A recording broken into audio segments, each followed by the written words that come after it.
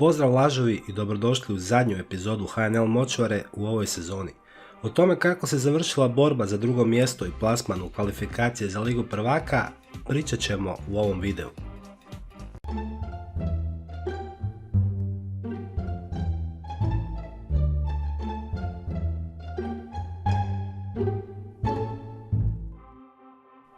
Gorica i Slaven remizirali su rezultatom 0:0. Po nekoliko poluprilika sa svake strane u prvom poluvremenu bilo je uglavnom sve od zanimljivosti na terenu jer ubrzo dolazi do proloma Oblaka koji nogomet pretvara u vaterpolo. Tako smo ostali uskraćeni za vjerujem zanimljiv nastavak utakmice iako ona o ničem nije odlučivala, jer Gorica je odavno zacementirana na 6. mjestu, a Varaždin je imao jednako male šanse protiv Dinama. A Dinamo je napokon nekoga pobjedio. Nakon niza od 6 katastrofalnih utakmica u kojem je pao jedino slabašni Inter u Zaprešiću, alkemičar Zoki našao je pravu formulu i upisao svoja prva 3 boda kao, sad već i službeno, novi trener Dinama.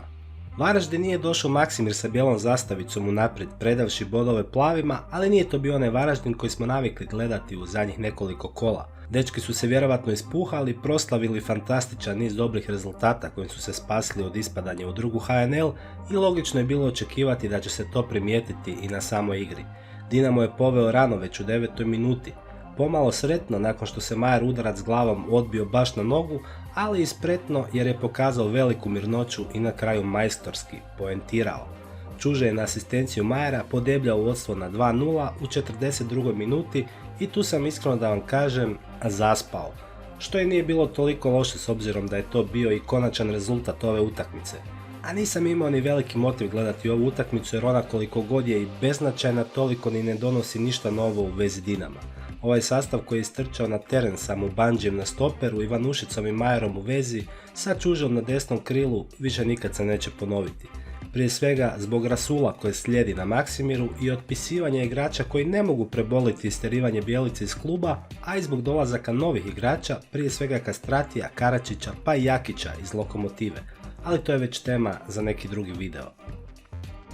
Hajduk je pobijedio Intera na gostovanju u Zaprešiću, no sam početak utakmice nije mirisao na puno golova. Hajduk je dominirao terenom, ali Inter se vrlo dobro branio i osim tog posjeda Hajduka nismo imali puno za vidjeti od velikih šansi u prvom dijelu. Na početku drugog poluvremena inače vrlo dobar mladi Vušković dobija 2 žuta kartona u samo 2 minute. Zbog neopreznih startova naravno, i Hajduk ostaje s igračem manje. Vjerujem da je većina nas koji smo gledali pomislila, evo ga, opet oni moraju nešto usrat kao i na svakoj utakmici. Ali baš naprotiv, ovog puta Hajduku se sve otvorilo kad je ostao s igračem manje. Razlog za to je izlazak Intera iz svoje polovice i pokušaj da s igračem više dobiju ovu utakmicu. Ali neopreznosti u zadnjoj liniji koštale su ih olako primljenih golova. Caktaš je tako zabio 2 komada i time preskočio Marića na listi najboljih strelaca HNL-a, te još jednom on postao najbolji strelac lige. Barem sam mislio da će tako biti. Ono što se po tko zna koji put moglo vidjeti u igri Hajduka jest da im očajno nedostaje pravi centarfor. Hoće li Diamantakos biti taj, vidjet ćemo. Bojim se da neće jer mi se on po onom što sam vidio na YouTube-u ne čini kao tip igrača koji bi digao igru Hajduka ili otvorio još neke mogućnosti u napadu koje sada nemaju. Ali dobro, možda se varam, rano je još za neke velike prognoze. Stanko Jurić odigrao odličnu utakmicu, a po običaju priključio mu se kapetan Caktaš, pa u drugom poluvremenu i vrlo dobar Žradi. Crveni karton Vuškovića je sigurno posljedica neiskustva i to su sad neke faze u kojima treba istrpiti mladog igrača jer će vjerovatno biti još takvih situacija i za drugim igračima pošto se forsiraju mladi. Rijeka je očekivano razmontirala Istru koja je ova utakmica bila ništa više nego priprema za borbu za ostanak u prvoj ligi koju će uskoro voditi sa Orijentom. Čolak koji je prije početka utakmice na listi najboljih strelaca lige zaostajao 3 gola za Marićem i čak 4 za Caktašem, u samo 35 minuta dolazi do svog prvog hat-tricka u dresu Rijeke, a u 54. zabija i svoj 20. gol u sezoni te kako će se na kraju pokazati postaje najbolji strelac lige. Sa 2 pogotka do kraja Guzina oblažava ovaj poraz Istre. Rijeka odradila sve što je bilo u njenoj moći u borbi za to drugo mjesto, praktički već u prvom poluvremenu i preostalo jedino da se nadaju remiju Osijeka i Lokomotive u utakmici koja se igrala paralelno sa njihovom. Osijek je za utakmicu protiv Lokse dobio odobrenje civilnog stožera zaštite da gledatelji smiju na tribine. Međutim, kao što i sami znate, HNS je odlučio da stručnjaci nemaju pojma i da će se oni svojim odlukama bolje pobrinuti za zdravlje hrvatskog naroda, te ipak zabraniti dolazak gledateljima na tribine.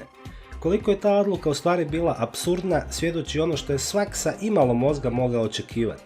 2000 Osijekovih navijača okupilo se u blizini stadiona i cijelu utakmicu popratili su navijanjem i skandiranjem protiv HNS-a, što se moglo čuti i u TV prijenosu. U sve to, koliko čitam, došlo je i do obračuna navijača i policije gdje je nekoliko policajaca ozlijeđeno. U svakom slučaju, veliki pljesak za Einsteine iz HNS-a.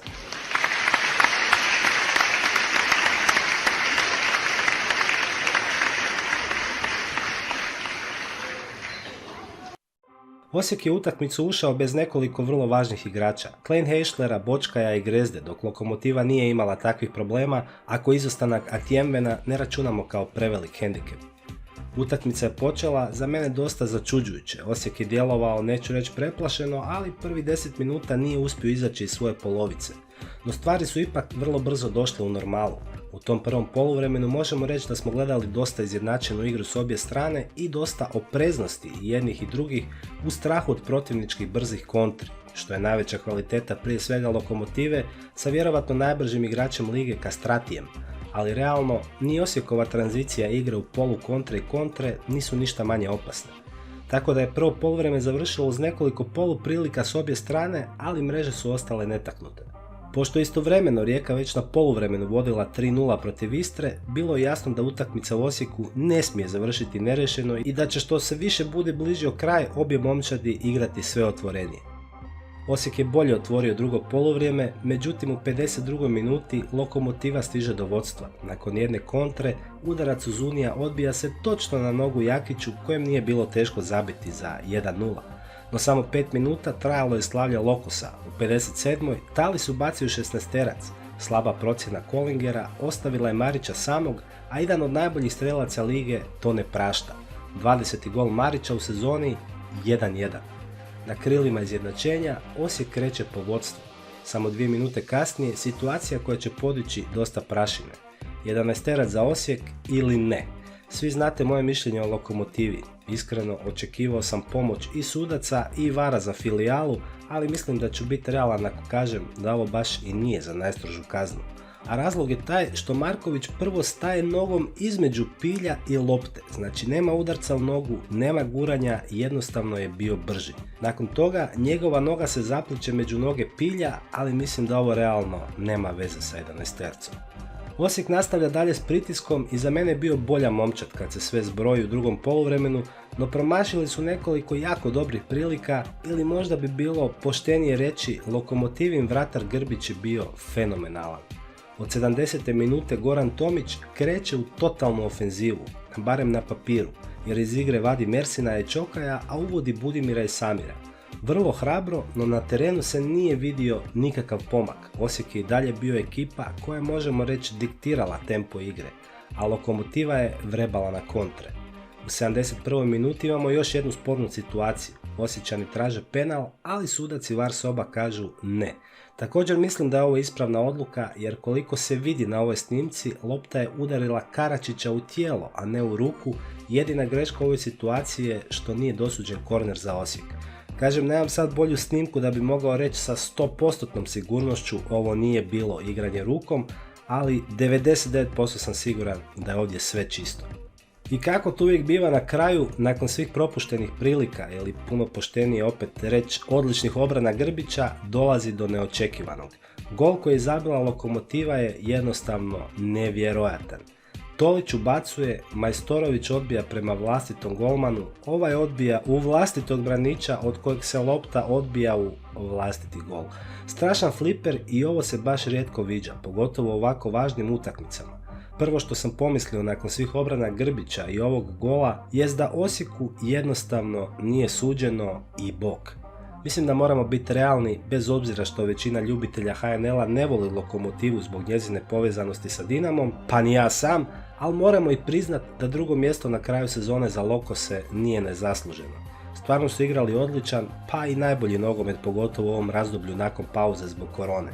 I s jedne strane mi je drago zbog igrača i samog trenera Tomića koji je napravio fantastičan posao. Međutim, ovo drugo mjesto Lokomotive realno je najgore što se moglo dogoditi za hrvatski nogomet, jer uz Uniju je već prodan u Ferencvaroš, Kastrati, Karačić i Jakić u Dinamo. Dakle, u Lokomotivi će doći do ogromnih promjena, a vjerujem i do pada u kvaliteti igre, pa bi puno bolja situacija bila da su Osijek ili Rijeka uzeli to drugo mjesto, pošto bi imali veće šanse da izbore pokoji važan bod u europskim utakmicama i poprave hrvatski koeficijent kod majke UEFA. A velika drama događala se u borbi za prvog strelca lige. Marić, Čolak i Caktaš završili su sezonu sa po 20 golova, no pošto je Čolak trebao najmanje minuta provedenih u igri da zabije svojih 20, ponijet će titulu najboljeg strelca za ovu sezonu. Na kraju ove HNL sapunice Inter je ispao u drugu ligu, Istra će razigravati s Orijentom za ostanak u prvoj ligi, Varaždin 8, Slaven 7, Gorica 6.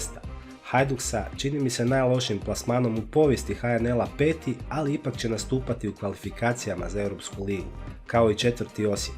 Rijeka, nakon što je 6 godina uzastopno osvajala drugo mjesto u prvenstvu, ako se ne varam, sada je 3. i također će u kvalifikacije za Europa ligu.